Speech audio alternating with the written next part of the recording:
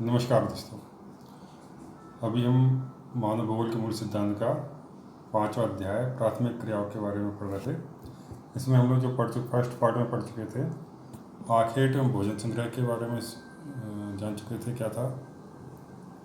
पशुचारण, जलवासी पशुचारण, वाणिज्य पशुधन पालन, कृषि में भी निर्वाह कृषि, आदिकालीन निर्वाह कृषि, गहन निर्वाह कृषि में भी दो, चावल प्रधान गहन निर्वाह कृषि, चावल रहित गहन निर्वाह कृषि के विषय में पढ़ चुके थे। और ये सेकंड पार्ट है चैप्टर 5 का, और बहुत इम्पोर्टेंट पार्ट है ये, तो इसको सभी बच्चे बड़े ध्यान से सुनेंगे। रोपण कृषि क्या कहलाता है? मतलब जो रोप करके उगाया जाता है उसको बोलते हैं रोपण कृषि। इसकी पौध रोपी जाती है और उगाई जाती है, इसको बोलते हैं रोपण कृषि।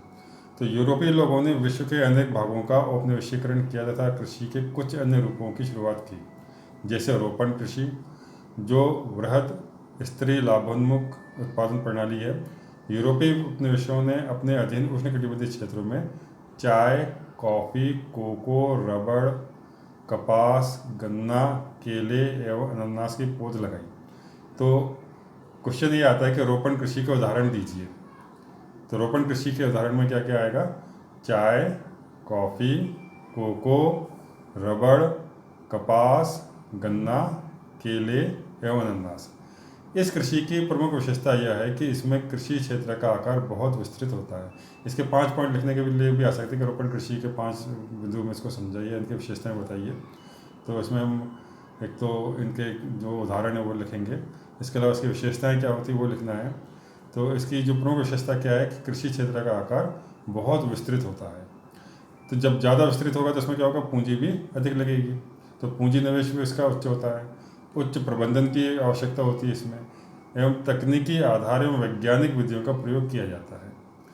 यह एक फसलीय कृषि है। एक फसलीय कृषि का मतलब होता है कि जहाँ पर केवल एक ही फसल उगाई जाती है, इसमें दूसरी फसल साथ में नहीं बोई जाती, जिसमें किसी एक फसल के उत्पादन पर संकेंद्रण किया जाता है। श्रमिक सस्ते मिल जाते हैं एवं यातायात विकसित होता है, जिसके द्वारा बागान एवं बाजार सुचारू रूप से जुड़े रहते हैं। फ्रांस वासियों ने पश्चिमी अफ्रीका में कॉफ़ी एवं कोकोआ की पौध लगाई थी। तो अफ्रीका में कॉफ़ी और कोकोआ की पौध किसने लगाई थी? फ्रांस के लोगों ने। ब्रिटेन वासी, क्वेश्चन आता है तो ध्यान में रखना, ब्रिटेन वासियों ने भारत एवं लंका में चाय के बाग, तो चाय के बाग कौन लेकर के आए? चाय कौन लेकर के आए? तो ब्रिटेन वाले लोग लेकर के आए थे। मलेशिया में रबड़ के बाग, ये ब्रिटेन वालों ने किया था मलेशिया में। एवं पश्चिमी द्वीप समूह में गन्ना एवं केले के बाग विकसित किए। स्पेन एवं अमेरिका वासियों ने फिलीपाइंस में नारियल व गन्ने के बागान लगाए थे। तो स्पेन और अमेरिका वासियों ने फिलीपींस में जाकर क्या किया था? नारियल और गन्ने के बागों को लगाया था। इंडोनेशिया में एक समय गन्ने की कृषि में हॉलैंड वासियों का एक अधिकार था। हॉलैंड मतलब नीदरलैंड्स का, जिसको डच कहा जाता है। ब्राज़ील में अभी भी कुछ कॉफ़ी के बागान, जिन्हें फेजेंडा, तो क्वेश्चन बन गया ये फिर से कि फेजेंडा क्या है? फेजेंडा क्या है? ब्राज़ील में जो कॉफ़ी के बागान होते हैं उनको क्या कहा जाता है? फेजेंडा कहा जाता है। यूरोप वासियों के नियंत्रण में है। वर्तमान में अधिकतर बागानों का स्वामित्व देशों की सरकार अथवा नागरिकों के नियंत्रण में है। नेक्स्ट आता है विस्तृत वाणिज्य अनाज कृषि। मध्य अक्षांशों के आंतरिक अर्ध शुष्क प्रदेशों में इस प्रकार की कृषि की जाती है। इसकी प्रमुख फसल है गेहूँ। यद्यपि अन्य फसलें जैसे मक्का, जौ, राई एवं जई भी बोई जाती है। इस कृषि में खेतों का आकार कैसा होता है? बहुत बड़ा होता है, एवं खेत जोतने से फसल काटने तक सभी कार्य यंत्रों द्वारा संपन्न किए जाते हैं। जहाँ पे अगर वाणिज्य रूप से मतलब बेचने के उद्देश्य से या इसको व्यापार की दृष्टि से जब अनाज उगाया जाता है तो उनके खेतों का आकार भी कैसा होगा? बहुत बड़ा होगा। और वहाँ पे सारी की सारी जो कटाई, बुवाई, वो सब किसे की जाती है? यंत्रों के द्वारा की जाती है। इसमें प्रति हेक्टेयर उत्पादन कम होता है, परंतु प्रति व्यक्ति उत्पादन अधिक होता है। ऐसा क्यों है? इसका आंसर आपको देना है। इस प्रकार की कृषि का क्षेत्र यूरेशिया के स्टेपीज, उत्तरी अमेरिका के प्रेरीज, ये क्वेश्चन में जरूर आता है कि स्टेपीज कहाँ के हैं? यूरेशिया के हैं। अमेरिका की जो फसल है वो प्रेरीज कहलाती है। अर्जेंटीना के पंपास, दक्षिण अफ्रीका के वेल्स, ऑस्ट्रेलिया के डाउन्स एवं न्यूजीलैंड के कैंटरबरी के मैदान में हैं। तो विश्व मानचित्र पर इन क्षेत्रों का निर्धारण करना है और ये क्षेत्र बताना है। ये क्वेश्चन जरूर आता है मैप में। तो इसको एक बार फिर से सुन लेंगे। अमेरिका के प्रेयरीज, अर्जेंटीना के पंपास, दक्षिण अफ्रीका के वेल्स, ऑस्ट्रेलिया के डाउन्स और न्यूजीलैंड के कैंटरबरी के मैदान आते हैं। नेक्स्ट है मिश्रित कृषि। इस प्रकार की कृषि विश्व के अत्यधिक विकसित भागों में की जाती है। उदाहरण स्वरूप उत्तरी पश्चिमी यूरोप, उत्तरी अमेरिका का पूर्वी भाग, यूरेशिया के कुछ भाग एवं दक्षिणी महाद्वीपों के समशीतोष्ण अक्षांश वाले भागों में इसका विस्तार है। इस कृषि में खेतों का आकार कैसा होता है? मध्यम होता है। इसमें बोई जाने वाली फसलें गेहूँ, जौ, राई, जई, मक्का, चारे की फसल एवं कंदमूल प्रमुख हैं। चारे की फसलें मिश्रित कृषि के मुख्य घटक हैं। फसल उत्पादन एवं पशुपालन दोनों को इसमें समान महत्व दिया जाता है। फसलों के साथ पशुओं जैसे मवेशी, भेड़, सुअर एवं कुक्कुर आय के मुख्य स्रोत हैं। तो मिश्रित कृषि में ध्यान रखना है, मिश्रित कृषि क्या कहलाती है? जिसमें अनाज के साथ साथ में पशुओं को भी पाला जाता है। तो उसको क्या बोलते हैं हम लोग? मिश्रित कृषि कहते हैं। तो शस्यावर्तन एवं अंतः फसली कृषि मृदा की उर्वरता को बनाए रखने की महत्वपूर्ण भूमिका निभाते हैं। विकसित कृषि यंत्र, इमारतों, रासायनिक एवं वनस्पति खाद, हरी खाद के गहन उपयोग आदि पर अधिक पूंजी व्यय के साथ ही कृषियों की कुशलता और योग्यता मिश्रित कृषि की मुख्य विशेषता है। अगला आता है डेयरी कृषि। तो डेयरी कृषि दुधारू पशुओं का पालना इसमें जरूरी होता है। इसमें तो डेयरी व्यवसाय दुधारू पशुओं के पालन पोषण का सर्वाधिक उन्नत और दक्ष प्रकार है। इसमें पूंजी की भी अधिक आवश्यकता होती है, क्योंकि जब पशु पालेंगे तो उसमें पूंजी की आवश्यकता अधिक होती है। उनका रहने का, खाने पीने का, उनके चारागाह का सारा ध्यान रखा जाता है। पशुओं के लिए छप्पर, घास संचित करने के भंडार एवं दुग्ध उत्पादन में अधिक यंत्रों के उपयोग के लिए पूंजी भी अधिक चाहिए। पशुओं के स्वास्थ्य, प्रजनन एवं पशु चिकित्सा पर भी अधिक ध्यान दिया जाता है। इसमें गहन श्रम की आवश्यकता होती है। पशुओं को चराने, दूध निकालने आदि कार्यों के लिए वर्ष भर श्रम की आवश्यकता रहती है। क्योंकि फसलों की तरह इसमें कोई अंतराल नहीं होता, इसमें श्रम की आवश्यकता न हो। डेयरी कृषि का कार्य नगरीय एवं औद्योगिक केंद्रों के समीप किया जाता है, क्योंकि ये क्षेत्र ताज़ा दूध एवं अन्य डेयरी उत्पाद के अच्छे बाजार होते हैं। वर्तमान समय में विकसित यातायात के साधन, प्रशीतकों का उपयोग, पौष्टिकरण की सुविधा के कारण विभिन्न डेयरी उत्पादों को अधिक समय तक रखा जा सकता है। वाणिज्य डेयरी कृषि 3 प्रमुख क्षेत्र हैं। इसमें सबसे बड़ा प्रदेश उत्तरी पश्चिमी यूरोप का क्षेत्र है, दूसरा कनाडा एवं तीसरा क्षेत्र न्यूजीलैंड, दक्षिणी पूर्व ऑस्ट्रेलिया, तस्मानिया में वाणिज्य डेयरी कृषि की जाती है। तो वाणिज्य डेयरी कृषि के याद रखने हैं, क्षेत्र याद रखने हैं। सबसे बड़ा कहाँ है? उत्तरी पश्चिमी यूरोप का है, दूसरा कनाडा है, तीसरा क्षेत्र न्यूजीलैंड, दक्षिण पूर्वी ऑस्ट्रेलिया एवं तस्मानिया। ये 5.16 में इसका दिया हुआ है, इसको बाद में देखेंगे। अगला आता है भूमध्य सागरीय कृषि। ये भी बहुत इंपॉर्टेंट चीज़ है। इसमें खट्टे फल उगाए जाते हैं, अधिकतर अंगूर की कृषि की जाती है। तो मेन चीज़ भूमध्य सागरीय कृषि का याद रखना है कि ये अंगूर की कृषि के लिए फेमस है, कि अंगूर की कृषि भूमध्य सागरीय क्षेत्र की विशेषता है। इसका विस्तार भूमध्य सागर के समीपवर्ती क्षेत्र को, जो दक्षिणी यूरोप से उत्तरी अफ्रीका में ट्यूनेशिया से अटलांटिक तट तक फैला है।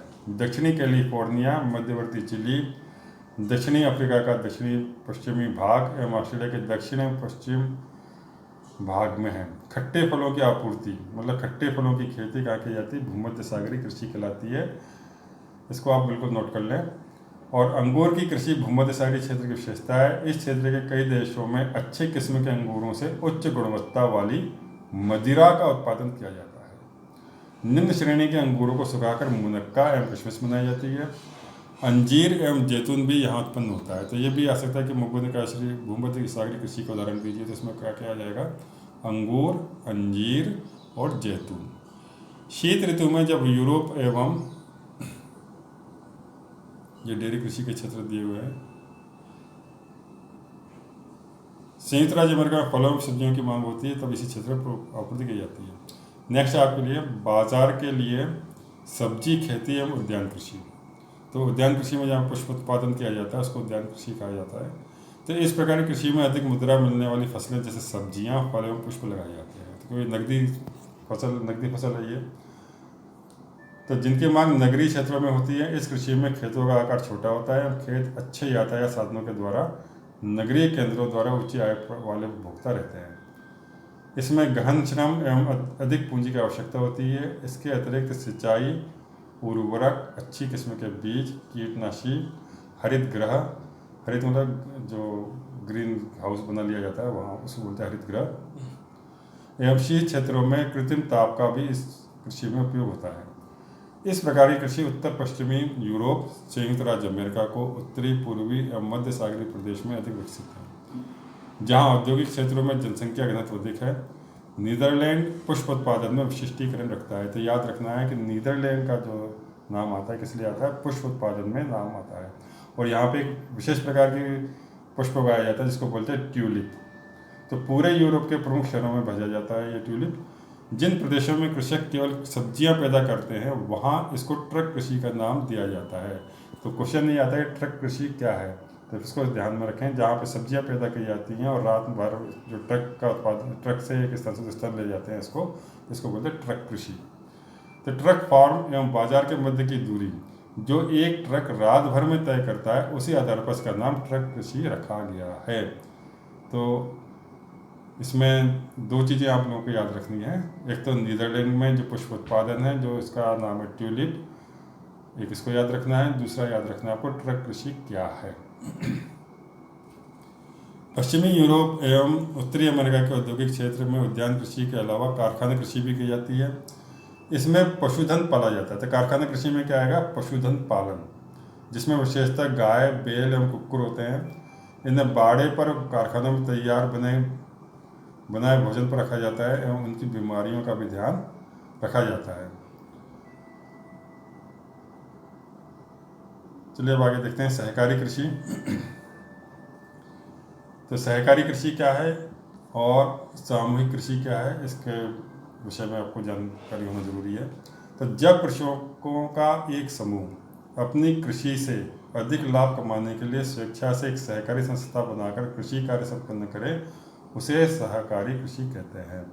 तो याद रखना है कि कृषक एक समूह बना लेते हैं और अधिक लाभ कमाने की दृष्टि से स्वेच्छा से एक सहकारी संस्था बनाकर कृषि कार्य करते हैं, तो उसको बोलते हैं हम लोग सहकारी कृषि।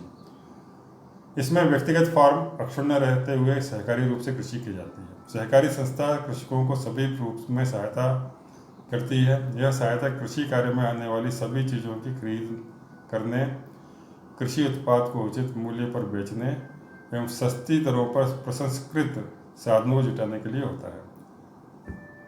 सहकारी आंदोलन शताब्दी पूर्व प्रारंभ हुआ था एवं पश्चिमी यूरोप के डेनमार्क, नीदरलैंड, बेल्जियम, स्वीडन और इटली में यह सफलतापूर्वक चला। सबसे अधिक सफलता ऐसे डेनमार्क में मिली जहां प्रत्येक कृषक इसका सदस्य है। डेनमार्क में तो मेन सहकारी कृषि कहाँ की गई, डेनमार्क में की गई थी। तो डेनमार्क में यह आंदोलन सर्वाधिक सफल रहा जहाँ व्यावहारिक रूप से प्रत्येक कृषक इस आंदोलन के सदस्य है।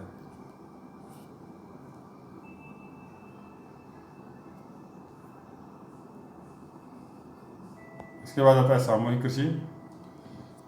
इस प्रकार की कृषि का आधारभूत सिद्धांत यह होता है कि इसमें उत्पादन के साधनों का स्वामित्व संपूर्ण समाज एवं सामूहिक श्रम पर आधारित होता है। कृषि का यह प्रकार पूर्व सोवियत संघ में प्रारंभ हुआ था। तो पूर्व सोवियत संघ के समय सामूहिक कृषि की जाती थी। वहाँ पे लोग इकट्ठे होकर के सब जो कृषक होते थे वो कृषि क्या करते थे।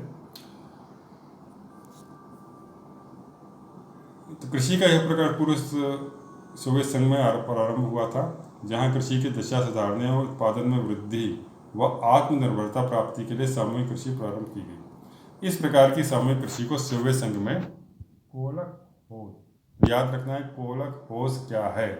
तो कोलक होज यूएसएसआर में या पूर्व जो रशिया था रूस सोवियत संघ में इस सामूहिक कृषि जो की जाती थी इसको कोलक होज के नाम से जाना जाता था। सभी कृषक इस अपने संसाधन जैसे भूमि, पशुधन एवं श्रम को मिलाकर कृषि कार्य करते हैं। तो सामूहिक कृषि में क्या होगा कि जितने भी कृषक हैं वो अपने सारे संसाधन जैसे भूमि है, पशुधन है एवं श्रम, ये सारे मिलाकर के जब कृषि की जाती है मशीनों के द्वारा, तो इसको भी हम लोग क्या बोलते हैं, सामूहिक कृषि के नाम से वो जाना जाता है। अगला है खनन। खनन मतलब माइनिंग। तो मानव विकास के इतिहास में खनिजों की खोज की कई अवस्थाएं देखी जा सकती है, जैसे ताम्र युग, कांस्य युग एवं लोह युग। प्राचीन काल में खनिजों का उपयोग औजार बनाने, बर्तन बनाने एवं हथियार बनाने तक ही सीमित था। इसका वास्तविक विकास औद्योगिक क्रांति के पश्चात ही संभव हुआ एवं निरंतर इसका महत्व बढ़ता रहा है। खनन कार्य को प्रभावित करने वाले कारक कौन कौन से हैं? खनन क्वेश्चन आता है कि खनन कार्य को प्रभावित करने वाले कारक कौन कौन से हैं, तो इसको भी याद रखना है। तो भौतिक कारकों खनिज निक्षेपों के आकार, श्रेणी एवं उपस्थिति की अवस्था को सम्मिलित करते हैं। आर्थिक कारक जिसमें खनिज की मांग, विद्यमान तकनीकी ज्ञान एवं उसका उपयोग और संरचना के विकास के लिए उपलब्ध पूंजी एवं यातायात और श्रम पर होने वाला व्यय आता है। तो लाभप्रदता का मतलब होता है कि खनन वहीं पर लाभप्रद होता है जहाँ पर उसकी इंडस्ट्री लगाई जाती है, जहाँ पर खनिज मिलता है वहाँ पे एक तो पूंजी होना बहुत बड़ी आवश्यकता होती है, दूसरी वहाँ पे बिजली की सुविधा होना चाहिए, तीसरी वहाँ पे पानी की सुविधा अच्छा होना चाहिए, बाजार पास में होना चाहिए, यातायात की अच्छी सुविधा होनी चाहिए। अब आता है खनन की विधियाँ। उपस्थिति की अवस्था एवं यश की प्रकृति के आधार पर खनन के दो प्रकार हैं। धरातली में जो धरातल के ऊपर ही पाए जाते हैं, और दूसरा है भूमिगत खनन। धरातली खनन को विवृत खनन भी कहा जाता है। यह खनिजों के खनन का सबसे सस्ता तरीका है, क्योंकि इस विधि में सुरक्षात्मक पूर्वापायों एवं उपकरणों पर अतिरिक्त खर्च अपेक्षाकृत निम्न होता है एवं उत्पादन शीघ्र एवं अधिक होता है। जब अयस्क धरातल के नीचे गहराई में होता है तब भूमिगत अथवा कूप की खनन किया जाता है, और इसको वहाँ से खनन करने के बाद से क्या किया जाता है, निष्कर्षण किया जाता है, परिवहन धरातल तक किया जाता है। खदान में कार्य करने वाले श्रमिकों तथा निकाले जाने वाले खनिजों के सुरक्षित और प्रभावी आवागमन हेतु इसमें विशेष प्रकार के लिफ्ट लगाई जाती है, माल ढोने की गाड़ियाँ होती हैं, वायु संचार प्रणाली की आवश्यकता होती है। खनन का यह तरीका जोखिम भरा होता है, क्योंकि जहरीली गैसें निकलती हैं, इसमें से आग भी लग सकती है, बाढ़ के कारण कई बार दुर्घटनाएं का भय होता है। विकसित अर्थव्यवस्था वाले देश उत्पादन की खनन, प्रसंस्करण एवं शोधन कार्य से पीछे हट रहे हैं, क्योंकि इसमें श्रमिक लागत अधिक आने लगी है, जबकि विकासशील देश अपने विशाल श्रमिक शक्ति के बल पर अपने देशवासियों के ऊंचे रहन सहन को बनाए रखने के लिए खनन कार्य को महत्व दे रहे हैं। अफ्रीका के कई देश, दक्षिण अमेरिका के कुछ देश एवं एशिया में आय के साधनों का 50% तक खनन कार्य में प्राप्त होता है। अब ये क्वेश्चन है, इसके अभ्यास दिया है चैप्टर 5 के, ये आप लोगों को करना है। इसमें ये ऑब्जेक्टिव क्वेश्चन जरूर करना है, क्योंकि 1 नंबर क्वेश्चन आजकल आते हैं बहुत, और इसमें इस चैप्टर में से जरूर आता है। ये 30 शब्दों में दिए हुए कुछ क्वेश्चन हैं, जैसे स्थानांतरित कृषि का भविष्य अच्छा नहीं, विवेचना कीजिए। बाजारी विसंगति कृषि नगरीय क्षेत्रों के समीप क्यों की जाती है। तीसरा है विस्तृत पैमाने पर डेयरी कृषि का विकास यातायात के साधनों में प्रशिक्षकों के विकास के बाद ही क्यों संभव हो सका है। 150 शब्दों में दिया हुआ है, आपको ये करना है। चलवासी पशुचारण वाणिज्य पशुधन पालन में अंतर कीजिए। रोपण कृषि की मुख्य विशेषताएं बतलाइए और भिन्न भिन्न देशों में उगाई जाने वाली कुछ प्रमुख रोपण कृषि फसलों का नाम बताइए। तो ये आपका 5वां चैप्टर यहाँ पे समाप्त होता है। उम्मीद है आपको समझ में आ गया होगा। चैप्टर 6 अगले